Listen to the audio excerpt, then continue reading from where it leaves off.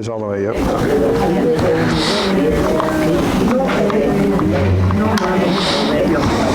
Primero tiene que terminar esta vida y después comenzar esto, porque es febrero. Lo que pasa es que la apóstol Paulina es la misma. Buenas tardes.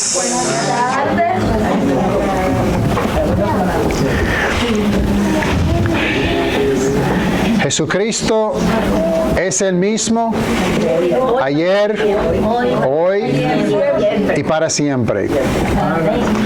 Dios no cambia.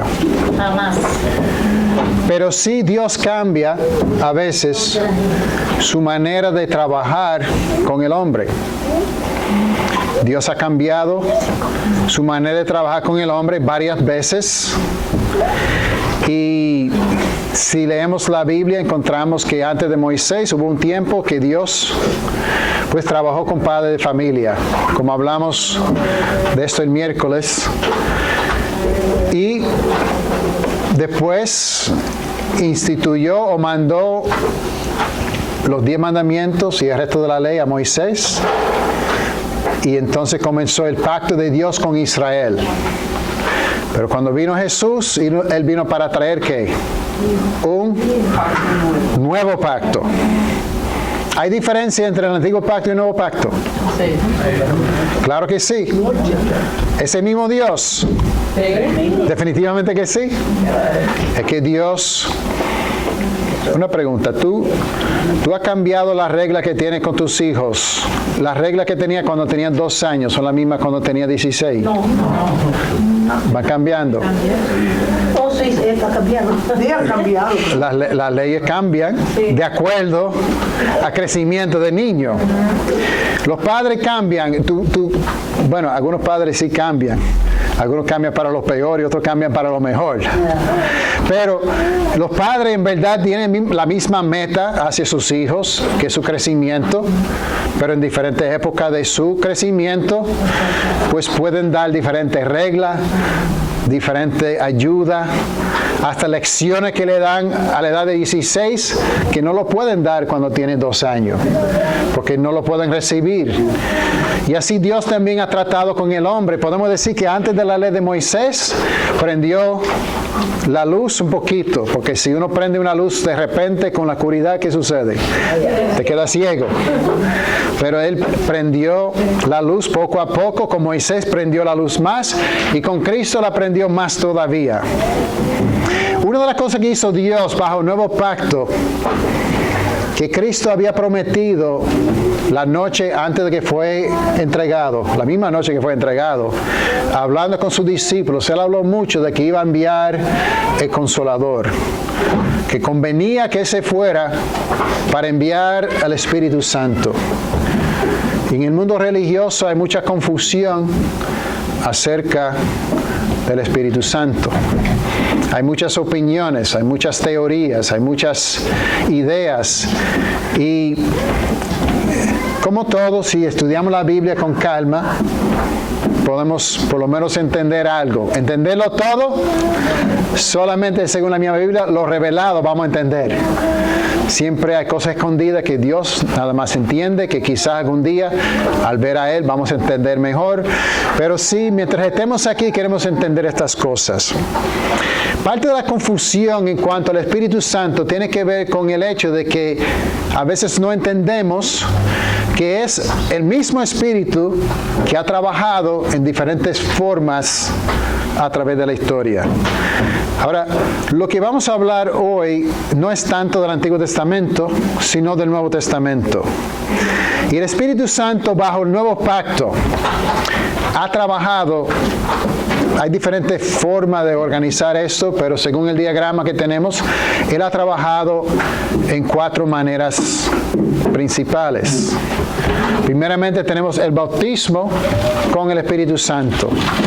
Tenemos los dones del Espíritu Santo, tenemos el don del Espíritu Santo y tenemos el Nuevo Testamento que fue inspirado por el Espíritu Santo. El miércoles hablamos con mucho detalle sobre el bautismo con el Espíritu Santo. El bautismo con el Espíritu Santo sucedió solamente 2 veces en la historia. Solamente Cristo había dicho, Juan el Bautista había dicho, yo bautizo con agua, pero viene uno que es más poderoso que yo, que bautiza con el Espíritu Santo y fuego.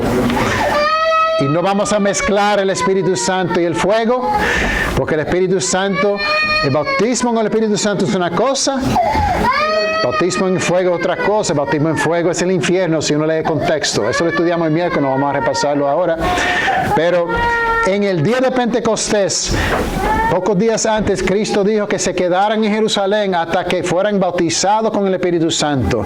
Y cuando llegó el día de Pentecostés, en el año 30, después de Cristo, pues hubo un sonido, como un viento recio que llenaba la casa, y unas lenguas como de fuego que se asentó sobre los apóstoles, y hablaron en diferentes idiomas, siendo bautizados, completamente sumergidos y llenos del Espíritu Santo. Y Pedro se levantó a predicar por primera vez el Evangelio. Ese bautismo con el Espíritu Santo vino directamente del cielo. Eso fue una expresión del Espíritu que nada más se vio después de esa ocasión una vez más, si leemos la Biblia. Y eso fue en la casa de Cornelio, cuando Dios quiso revelar a los judíos, que hasta ese momento solamente judíos eran cristianos. Dios quiso revelar también a esos judíos cristianos de que los gentiles también eran aceptados por Dios. Y Pedro, mientras predicaba en la casa de Cornelio, el Espíritu, él sin esperarlo, fue de sorpresa a él. Él no pidió el bautismo con el Espíritu Santo. Eso cayó de repente sobre toda la casa de Cornelio. Y Pedro abrió los ojos y se sorprendió y dijo que ¿quién puede impedir agua para que estos sean también bautizados, los que han recibido el Espíritu Santo, como nosotros al principio? Así es que ese bautismo con el Espíritu Santo sucedió en dos ocasiones. El evento más importante de la historia es la muerte, sepultura y resurrección de Cristo. Desde la creación hasta que Cristo venga otra vez, no hay nada más importante que eso. El segundo evento más importante, yo diría que fue en el día de Pentecostés, cuando por primera vez el Evangelio basado en la muerte, sepultura y resurrección de Cristo se aplicó a la vida de 3,000 personas que se fueron bautizados ese día, que comenzó el nuevo pacto en verdad, en vigor, que se puso en pie con la muerte de Cristo, pero en verdad empezó a aplicarse el día de Pentecostés, un día importantísimo, cuando hubo un bautismo con el Espíritu Santo sobre los apóstoles. El tercer día más importante podemos decir que fue cuando la casa de Cornelio se convirtió. ¿Por qué tan importante? Porque si no fuera por el hecho de que los gentiles pueden recibir el Evangelio también y ser salvos, ninguno de nosotros estaríamos aquí. Que yo sepa, todos aquí somos gentiles. Y nosotros, Dios también abrió la puerta a nosotros, que no tenía que ser descendiente físico de Abraham para ser salvo. Ese día fue importantísimo. En esos 2 días muy importantes, el día que los judíos reciben el Evangelio por primera vez y el día que los gentiles reciben el Evangelio por primera vez, Dios bautiza a un grupo de personas como una señal del cielo de que Él está aprobando lo que está pasando en ese momento. El bautismo con el Espíritu Santo tenía ese propósito sobre Israel, sobre los gentiles, para manifestar que el poder de Dios en los apóstoles y a los apóstoles, de que ese evangelio se podía predicar también a los gentiles. Ahora, en el mismo día de Pentecostés, Pedro citó el libro de Joel. Y cuando la gente, viendo lo que pasó, algunos entendían en su propio idioma, otros no entendían nada y decían, están ebrios. Pero Pedro se levantó y citó el libro de Joel. Y dijo, en los postreros días, dice Dios, derramaré mi espíritu sobre toda carne.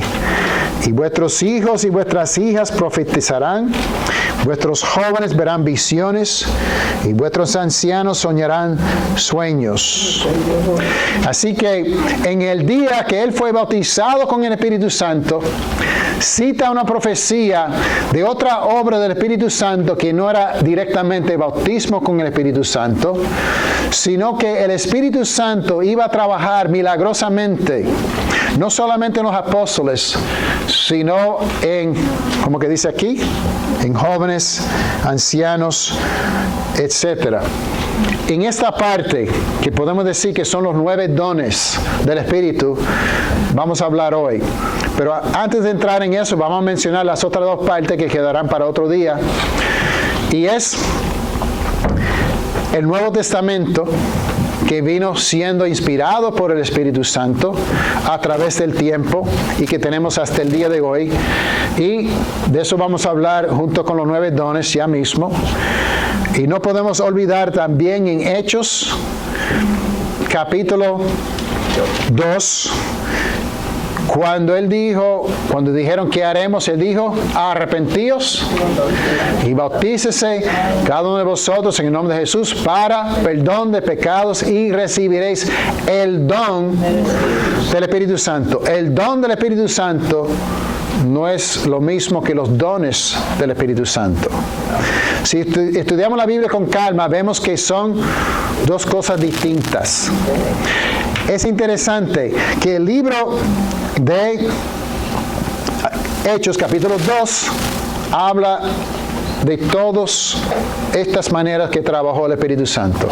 Fueron bautizados los apóstoles.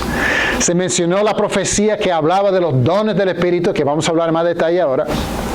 También Pedro citó el Antiguo Testamento, que es inspirado por el Espíritu Santo, que luego vemos que el Nuevo Testamento es inspirado por el Espíritu Santo, y él mencionó también que toda persona que se bautiza en agua para perdón de los pecados recibe el don del Espíritu Santo. Y leyendo el Nuevo Testamento, el don del Espíritu Santo produce en nosotros el fruto del Espíritu Santo: amor, paz, paciencia, benignidad, bondad, fe.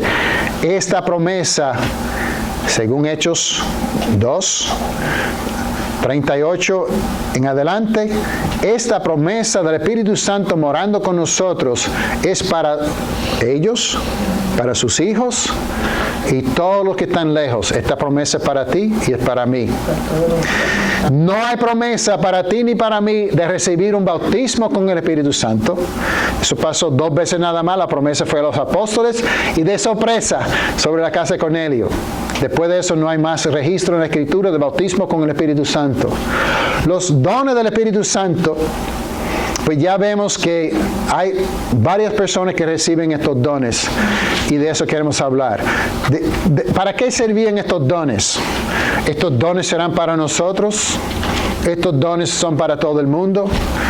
¿Para qué sirvieron? ¿Cesaron? ¿Siguen? Primeramente vamos a aclarar. Por ahora vamos a apagar esto, si me hace favor de prender la luz.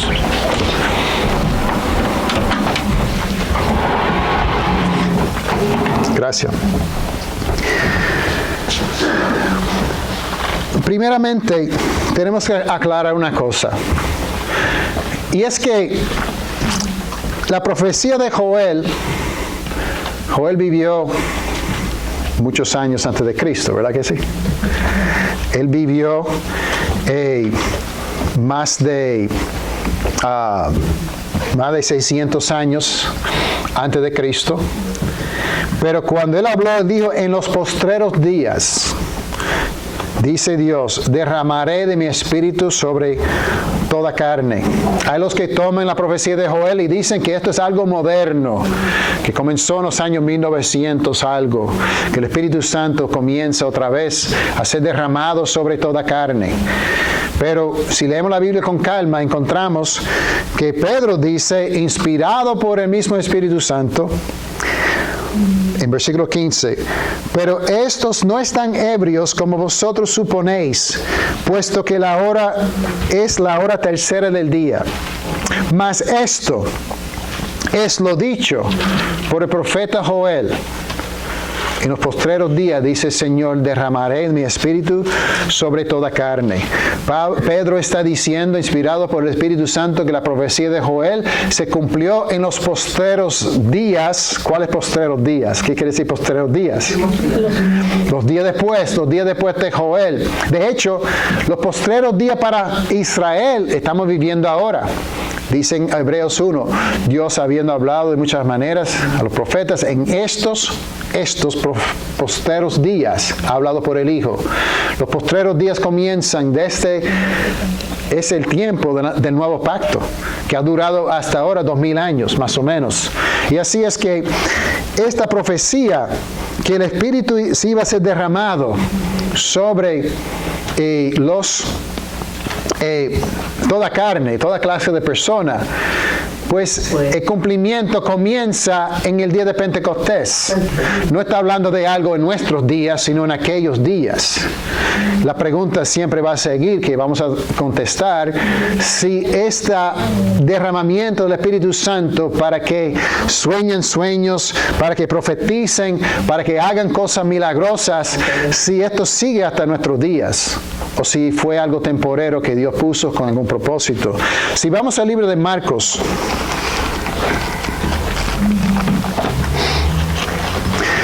el libro de Marcos, el último capítulo, los últimos versículos. Casi. Bueno, los últimos sí, comenzando en 15, sí, y vamos a leer hasta el final. Marcos 16, 15, al final. Esto es después de que Jesús murió, fue sepultado, resucitó y está al punto de ascender al cielo. Esto es antes del día de Pentecostés, que ya leímos. Él dice, id por todo el mundo y predicar el evangelio a toda criatura. El que creyere y fuere bautizado será salvo, mas el que no creyere será condenado. Y estas señales seguirán a los que creen. En mi nombre echarán fuera demonios, hablarán nuevas lenguas, tomarán en las manos serpientes, y si bebieran cosas mortíferas no les hará daño. Sobre los enfermos pondrán sus manos y sanarán. Y el Señor, después que les habló, fue recibido arriba en el cielo y se sentó a la diestra de Dios. Y estos, saliendo, predicaron en todas partes, ayudándoles el Señor y confirmando la palabra con las señales que la seguía. Amén. Una vez más, hay personas que quieren tener unos dones especiales del Espíritu Santo en nuestros días. Y dice, mira, ahí está. Cuando uno cree, estas señales vienen. Bueno, primeramente debemos notar que aquí dice, estas señales seguirán a los que creen. No dice que los que creen seguirán a estas señales. A los que siguen las señales. Hay gente que si vienen y visitan esta iglesia y no hacemos señales, van siguiendo señales. Aquí no dice que la gente van a seguir señales, dice que los que creen van a seguir señales, dice que las señales van a seguir los que creen. De hecho, si leemos esto, es muy interesante porque esto es un resumen del libro de Hechos, los Hechos. No hay tiempo para leer todo el libro de los Hechos hoy, obviamente, pero si uno lee el libro de los Hechos, vemos, comenzando en Hechos capítulo 2, empezaron a hablar nuevas lenguas, sanaban enfermos, hasta que una serpiente mordió a Pablo y no murió. La única cosa que menciona aquí, que no hay un ejemplo en Hechos, es que si bebieran cosa mortífera, no le hará daño. No hay ejemplo específico de eso, pero sí de todas las otras partes de sanar enfermos, hablar en lenguas. Estas señales sí siguieron a los creyentes. No solamente los apóstoles, sino que encontramos que ellos imponían las manos sobre ciertas personas y recibían dones y hacían milagros. Y aquí mismo dicen el propósito. ¿Cuál es el propósito de estas señales? Según la Biblia. Versículo 20. Ellos saliendo predicaron en todas partes, ayudándoles el Señor y confirmando la palabra con las señales que la seguían. ¿Cuál es el propósito? Estas señales confirmaban la palabra. Cuando ellos predicaban, como en el día de Pentecostés, a la gente oír la palabra de Dios en diferentes idiomas de hombres que nunca habían estudiado esos idiomas, pues se quedaron atónitos y dijeron, esto tiene que ser de Dios. Después de haber escuchado el sonido y ver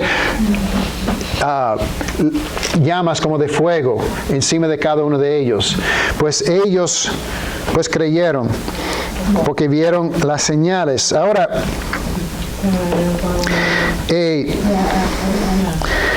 hay personas que citan esto principalmente para defender el uso de lenguas en la iglesia. Son pocos, hay algunos que lo usan para defender el uso de serpientes en la iglesia. Hay unos grupitos por ahí, especialmente en el sur de los Estados Unidos, donde en la iglesia, en el edificio, tienen unas jaulas con serpientes mortíferas y durante el servicio los sacan para probar que ellos pues están cumpliendo Marcos 16. Hasta ahora no he escuchado una iglesia que tome veneno y frente a la congregación lo beben a ver si le pasa algo. A lo mejor existe, no me sorprendo. Si tú dices que has oído, no me voy a sorprender. Pero la mayoría de la gente que citan esto, escogen la parte que más les gusta. Y déjame decir una cosa, de los 9 dones, aquí vimos 9 dones. De los 9 dones, hay uno que llama mucho la atención. Hay uno que la gente más busca. Y es el don de lenguas. Quizá habla un poco de sanidad, pero eso es como llamativo.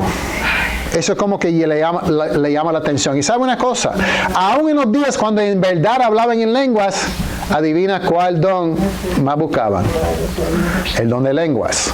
Tenemos prueba de eso en el libro de Corintios. Pero antes de ir a Corintios, vamos a ver en el libro de los Hechos cómo es que se daban estos 9 dones, los dones del Espíritu Santo. Y si vamos a Hechos capítulo 8, Hechos 8,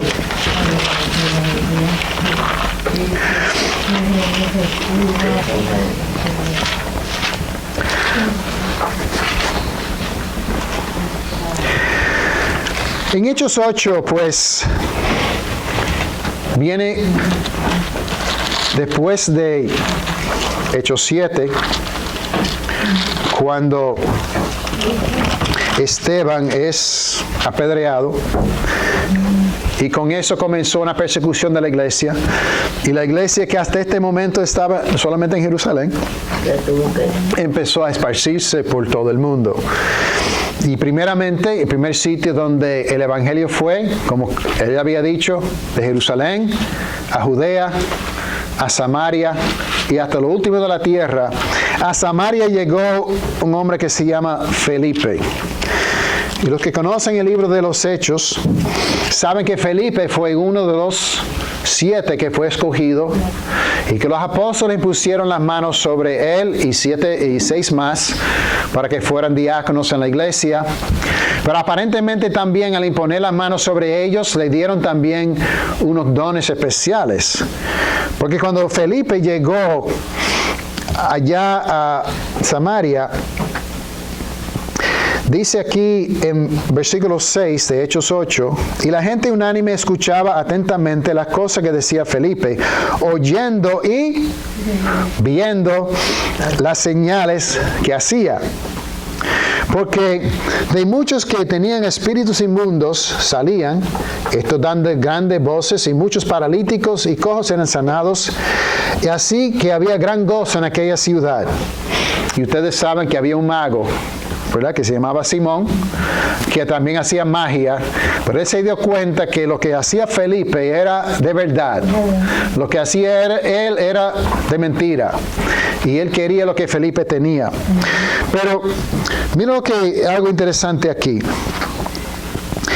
Dice en versículo 11, y le estaba atentos porque con sus artes mágicas, hablando de Simón, les había engañado mucho tiempo. Pero cuando creyeron a Felipe, anunciaba el evangelio del reino de Dios en nombre de Jesucristo, se bautizaban hombres y mujeres. También creyó Simón mismo, habiéndose bautizado siempre con Felipe, y viendo las señales y grandes milagros que hacían, estaba atónitos. Cuando los apóstoles que estaban en Jerusalén, oyendo que Samaria había recibido la palabra de Dios, enviaron allí a Pedro y Juan, los cuales habiendo venido, oraron por ellos para que recibiesen el Espíritu Santo. Porque aún no había descendido sobre ninguno de ellos, sino que solamente habían sido bautizados en el nombre de Jesús. Entonces les ponían las manos y recibían el Espíritu Santo. Cuando vio Simón que por imposición de las manos de los apóstoles se daba el Espíritu Santo, les ofreció dinero, diciendo, dame también a mí este poder. Ahora, hemos leído un poco rápido, pero al leer esto debe venir varias preguntas a la mente. Primeramente, ¿Felipe era apóstol o no era apóstol? No. No era apóstol. ¿Tenía poder de hacer milagros? No. Sí, él hacía milagros, Felipe. Pero dice que la gente se había bautizado, pero no había recibido el Espíritu Santo. ¿Cómo es? Yo pensaba, y hemos visto en Hechos capítulo 2, que toda persona que se bautiza en agua recibe el don del Espíritu Santo. ¿De qué está hablando aquí? Lee esto con calma. Y vamos a ver que dice en 16, porque aún no había descendido sobre ninguno de ellos, sino que solamente habían sido bautizados en el nombre de Jesús. El Espíritu no había descendido sobre ninguno de ellos, sino que solamente habían sido bautizados en el nombre de Jesús. ¿Por qué se habla del bautismo con el Espíritu Santo?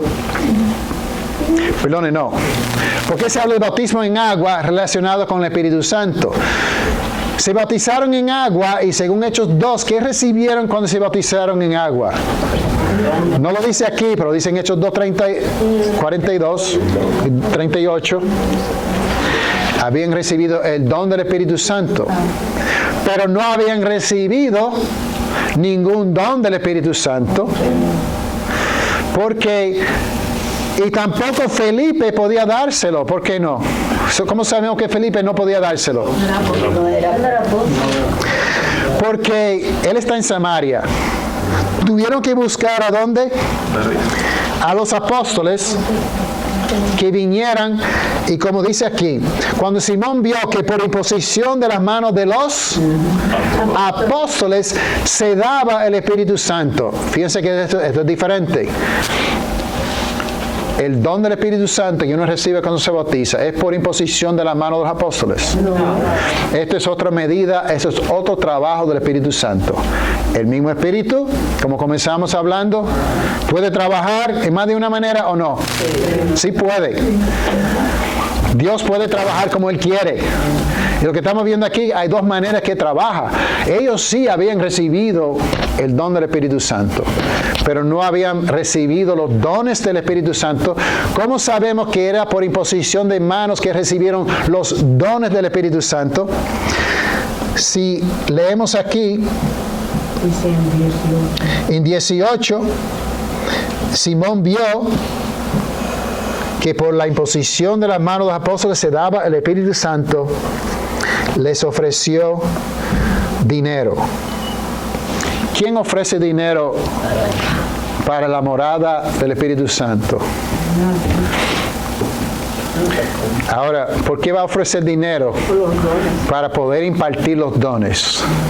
Porque los dones son milagrosos. Los dones son más llamativos. Los dones, como ya hemos visto, son unas señales para probar, ¿verdad? Que la palabra que habla la persona que hace los dones viene de Dios, para confirmar la palabra.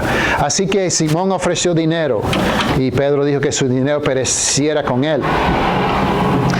Ahora si vamos a 1 Corintios capítulo 12.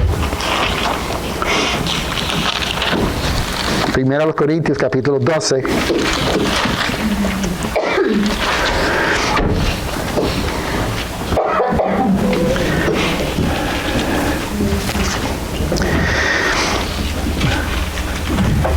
Sería bueno, hoy no vamos a hacer un estudio versículo por versículo en 1 Corintios 12, 13 y 14.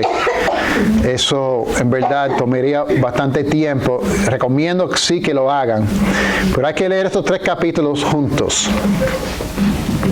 Y en capítulo 12 se identifican los 9 dones. El punto de Pablo aquí es que en la iglesia hay diferentes dones. En el caso de hablar de dones milagrosos, los dones del Espíritu Santo, los dones que se daban por imposición de las manos de los apóstoles. En Timoteo también vemos que a Timoteo le fue impartido un don por la imposición de manos de Pablo también. Tenemos varios ejemplos de esto. Ahora, ¿cuáles son estos dones específicos? En versículo 8 al 7, pero a cada uno les es dada la manifestación del Espíritu para provecho, porque a este es dada por el Espíritu palabra de sabiduría, a otro palabra de ciencia según el mismo Espíritu. Bueno, esto no me suena milagroso. Sabiduría milagroso. Depende. Vamos a seguir leyendo. Hablar en lenguas es milagroso. Depende. Yo hablo en lenguas. Yo hablo inglés y yo hablo español. Son 2 lenguas. Pero yo te puedo asegurar que no es por imposición de manos de apóstoles. Fue primeramente porque mis padres hablaron inglés y por segunda vez porque estudié español. Yo no tengo el don de hablar lenguas, igual que uno puede tener sabiduría sin tener el don de sabiduría. Yo me he sanado de cáncer. No yo mismo, pero me sanaron. Pero no fue un milagro. La doctora que me sanó no lo hizo por poder del Espíritu Santo, en el sentido que se habla aquí. En un sentido sí, porque toda sabiduría viene de Dios, igual que comimos hoy y damos gracias a Dios, pero eso no es sobrenatural. La comida sobrenatural, ¿qué es? Que alguien viene con 2 panes y 5 pececillos y empieza a repartir y sobra 4, 5, 10 bloques de toda esta área de Lawrence y sigue sobrando comida. Eso es milagroso. Pero oramos para que la gente se sane. Exactamente. Y Dios utiliza muchas maneras, ¿verdad? Oramos que la gente se salven también. Pero ¿cómo que se salvan? Yo oré que tal persona se salvara y ¡pum! Vino la luz del cielo y ¡pum!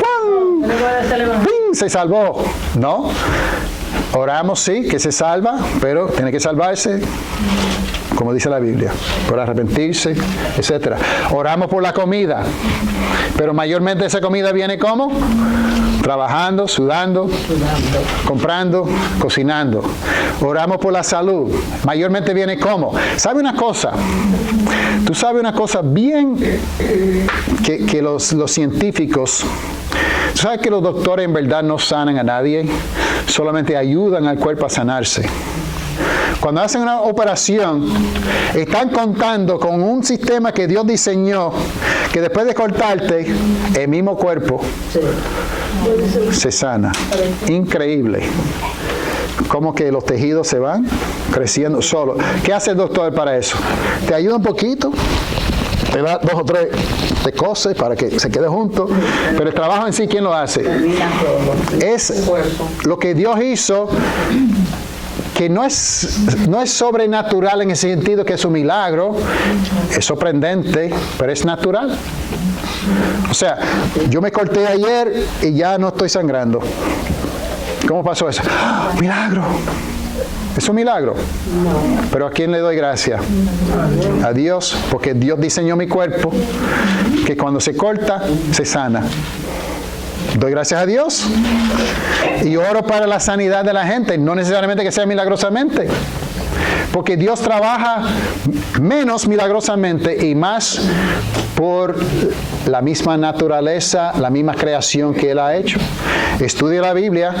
En la Biblia hay muchos milagros, pero ¿cuántos años de historia hay en la Biblia? Cuenta los milagros en la Biblia, divide entre los años que hay. Sabe que por 400 años en Egipto los israelitas no vieron ningún milagro. 400 años. Vieron mucho de repente, 10 plagas, etc. Pero hubo largos periodos de tiempo sin milagros. Ahora, nosotros seguimos a Dios. Las cosas que Dios hace cuando nace un bebé es un milagro. Claro que no. Milagro de vida, porque una vida nueva. Una vida nueva. ¿Qué es un milagro? ¿Qué es una señal bíblicamente? Que un niño nace de una mujer que nunca ha conocido un hombre. Es un milagro. Un milagro tan grande que nadie lo cree. Porque el niño nace de un hombre. Bueno, un milagro también sería eso. Ok. Un milagro es que yo me sané de cáncer. Un milagro sería que me falta un brazo y de repente tengo un brazo. Es un milagro. ¿Se fijan la diferencia? ¿Ok? Tenemos que ver. Y aquí cuando se habla de estos 9 dones, son dones milagrosos. Una medida extraordinaria de estas cosas, en algunos casos, en otros casos, directamente milagros. ¿Qué dice aquí? Por el Espíritu está la sabiduría, otra palabra de ciencia, según el mismo Espíritu, de otro fe, por el mismo Espíritu. La fe es un milagro, la fe es algo extraordinario. Puede que haya, vamos a ver, en capítulo 13, habla de una fe que, vamos a ver. A otros dones de sanidades por el mismo Espíritu, a otros hacer milagros, ahí está la palabra milagros en sí, pero todos tienen un elemento milagroso. A otro profecía, a otro discernimiento de espíritus, a otro diversos géneros de lenguas, a otro interpretación de lenguas. Si leemos estos 3 capítulos con calma, vemos que los corintios, que habían recibido dones del Espíritu Santo por imposición de la mano de los apóstoles, específicamente sería el apóstol Pablo, ellos que recibieron estos dones estaban dando énfasis más que nada a las lenguas. ¿Y cómo sabemos eso? En la forma que él habla, comenzando en capítulo 13. Cuando dice, en todo el capítulo habla de estos dones, pero en capítulo 13 la palabra famosa, si yo hablase lenguas humanas y angélicas y no tengo amor, vengo a ser como metal que resuena o símbolo que retiñe. Ahora estamos viendo que Pablo aquí, ¿qué es lo que produce el Espíritu Santo que mora con el cristiano según el libro de Gálatas? Produce el fruto del Espíritu. ¿Y cuál es el primer fruto, el fruto más grande? Amor. Si yo hablase lenguas humanas y angélicas y no tengo amor, es como tirarlo al aire. No sirve para nada. Él está dando un énfasis en que en los ojos de Dios, la morada del Espíritu que produce el fruto del Espíritu en la vida de una persona vale mucho más que estos dones. Estos dones tienen su propósito, pero es un propósito temporero. Funcionó en la iglesia al principio. Si seguimos leyendo. Y si tuviese profecía, otro de los dones. Y entendiese todos los misterios, otro de los dones. Y si tuviese toda la fe, otro de los dones. De tal manera que trasladase los montes y no tengo amor, nada soy. Si tú no tienes Espíritu morando en ti, produciendo el amor, paz, benignidad, gozo, mansedumbre, templanza. Exacto. Pues, ¿de qué sirven estos dones? De nada. Primeramente está enseñando que la obra del Espíritu Santo en tu vida y mi vida, en los ojos de Dios, tiene mucho más importancia que el hecho de que algunas personas puedan hacer milagros. Los milagros llaman la atención a los hombres. Pero a Dios no vamos a presionar a Dios con los milagros. Tú puedes hablar en lenguas todo el día, pero si no tienes amor, tú impresionas a algunos hombres, pero no impresionas a Dios. Eso no sirve para nada. Los dones tenían su propósito. Ya hemos visto cuál es el propósito. Confirmar la palabra. De hecho, después habla de cómo es el amor. Y en versículo 8 dice, el amor nunca deja de ser, pero las profecías se acabarán, cesarán las lenguas y la ciencia se acabará. El amor nunca deja de ser. El trabajo del Espíritu en tu vida que tú recibiste cuando te bautizaste en agua, no deja de ser. Pero estos dones, y menciona 3 aquí, vuelve a capítulo 12 con calma, lee los 9 y está mencionando 3 como ejemplos, se acabarán. Si estudiamos la historia de la iglesia en el Nuevo Testamento y un poquito después del Nuevo Testamento, adivina lo que encontramos en la historia. Después de la muerte de los apóstoles, estos dones se acabaron. En nuestros días modernos dicen que han comenzado, pero lo que ha comenzado, si estudias también con calma, no es lo mismo que esta gente tenía. Y eso, estudiando el capítulo 14, vemos más claramente. Porque ellos hablan de un don de lenguas que es una lengua que no se puede interpretar. Cuando 1 Corintios 14 dice, si no hay intérprete en la congregación, que calle. Así que ni siquiera lo que hacen hoy día es lo que ellos hacían. Pero aun cuando hablaban en lenguas de verdad, no era lo más importante. Era para confirmar la palabra. Vamos un momentito al libro de Hebreos.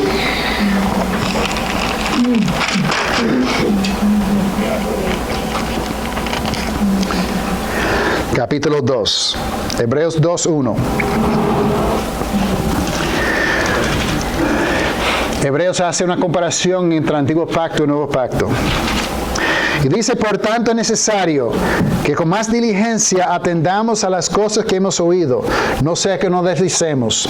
Porque si la palabra dicha por medio de los ángeles fue firme, y toda transgresión y desobediencia recibió justa retribución, ¿cómo escaparemos nosotros si descuidamos una salvación tan grande, la cual habiendo sido anunciada primeramente por el Señor, nos fue como confirmada por los que oyeron testificando Dios juntamente con ellos con señales, prodigios, diversos milagros y repartimientos del Espíritu Santo según su voluntad? Estos repartimientos del Espíritu Santo, ¿para qué sirvieron? Confirmar la palabra del nuevo pacto. Ahora,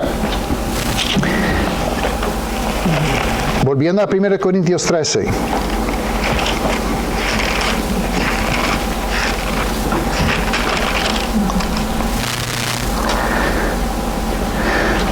Otra vez en versículo 8. El amor nunca deja de ser, pero las profecías se acabarán. Cesarán las lenguas. La ciencia se acabará. Porque en parte conocemos, en parte profetizamos, mas cuando venga lo perfecto, entonces lo que es en parte se acabará. Noten que no dice cuando venga el que es perfecto. Dice lo perfecto, una cosa perfecta.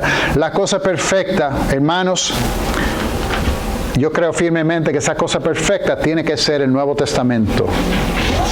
El Nuevo Testamento es la palabra del nuevo pacto inspirado por Dios. Cristo dijo a sus apóstoles que el Espíritu Santo que iba a hacer, y esto se estudiará otro día, pero el Espíritu Santo iba a guiarlos en toda la verdad. El Nuevo Testamento es una obra a perfección del Espíritu Santo. Y esto no existía cuando la iglesia comenzó. Cuando la iglesia comenzó, ¿cuántos libros del Nuevo Testamento se había escrito? Si no me equivoco, no empezaron a escribirlo hasta los años 50, por ahí, 40, 50, cuando Santiago escribió. Luego, en los años 60, Juan hasta el año 96, el que escribió Apocalipsis. Hubo un tiempo cuando la palabra del Nuevo Testamento no estaba completo, estaba en parte. Cuando uno iba a la iglesia en aquel entonces, ¿cómo recibía palabra de Dios? Tiene que ser por que un hermano se levantaba, tenía una palabra profética de Dios. Otro hablaba en lenguas, otro interpretaba para que, como dice en capítulo 14, para que la iglesia se edificara. Mas cuando venga lo perfecto, lo que es en parte se acabará. Las señales son para confirmar la palabra mientras la palabra no está por escrito. Pero ¿qué hay más fuerte que la palabra por escrito? ¿Necesitamos más milagros para confirmar la palabra escrita? Bueno, si tienes duda, vamos al libro de Juan.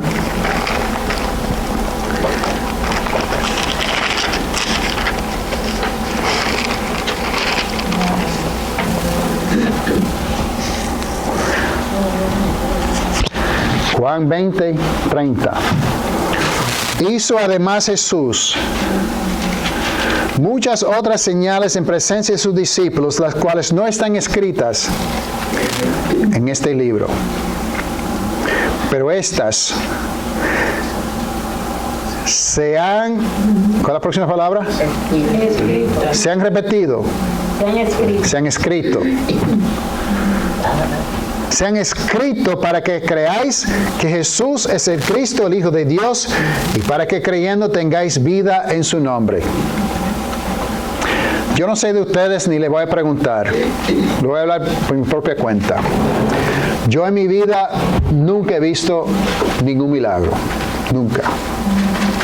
Yo he visto personas reclamar milagros, pero los que he podido, no he podido confirmarlo todo, pero los que he podido confirmar, he confirmado que no son milagros lo que supuestamente decían. Yo asistí a una escuela donde la gente decía que hacían milagros. Uno que iba para África iba a sanar a todos los enfermos, que iba a alimentar a todo el mundo. Pero cuando yo bajaba del autobús todos los días, había un cojo ahí que ninguno se atrevió a acercarse para sanarlo. Así que ninguno me convenció que tenía poder para hacer ningún milagro. Yo no he visto ningún milagro, pero ¿sabe una cosa, hermano? Yo creo firmemente y estoy seguro que esta es palabra de Dios. Amén. Basado en lo que está escrito.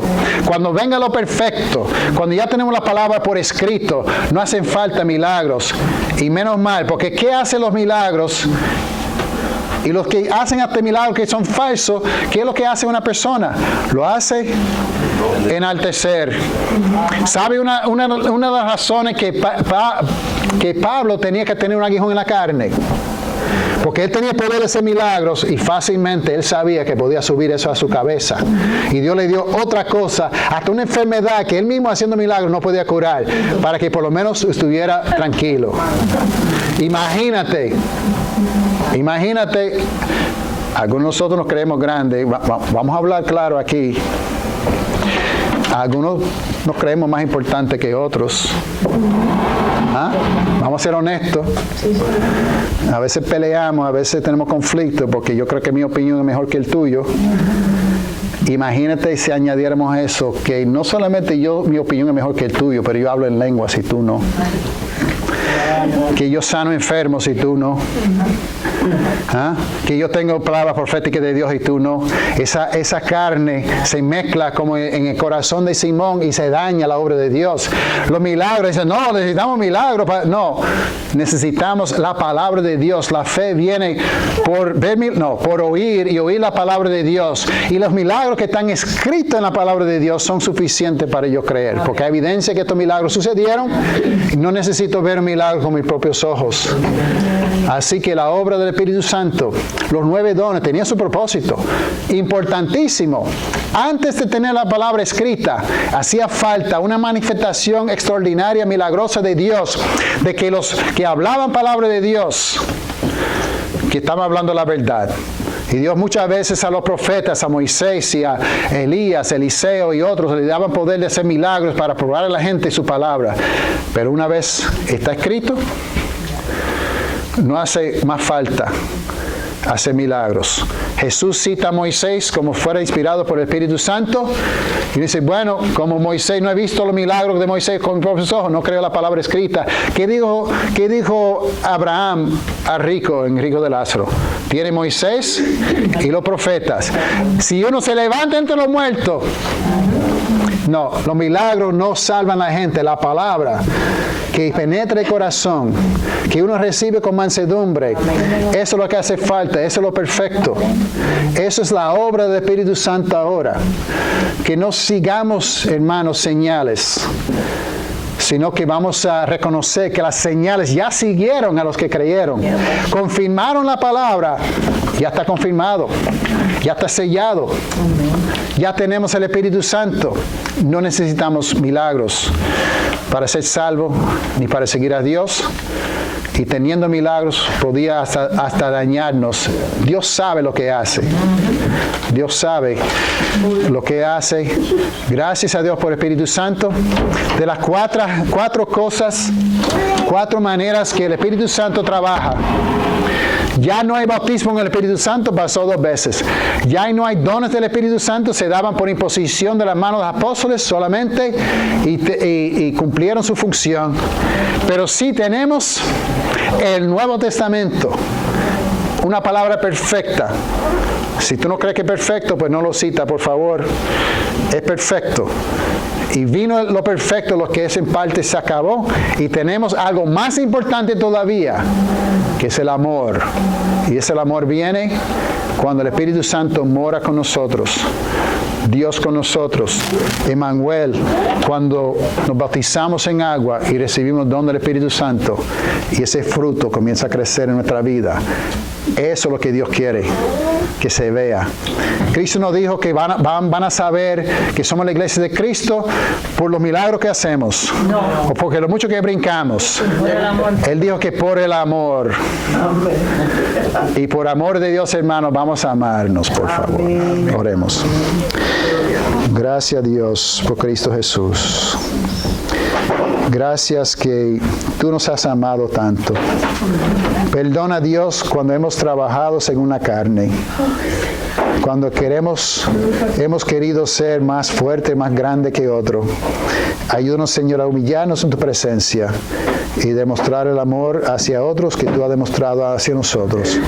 Que el Espíritu en verdad trabaje en nuestra vida para la gloria tuya. En el nombre de Jesús. Amén. Amén.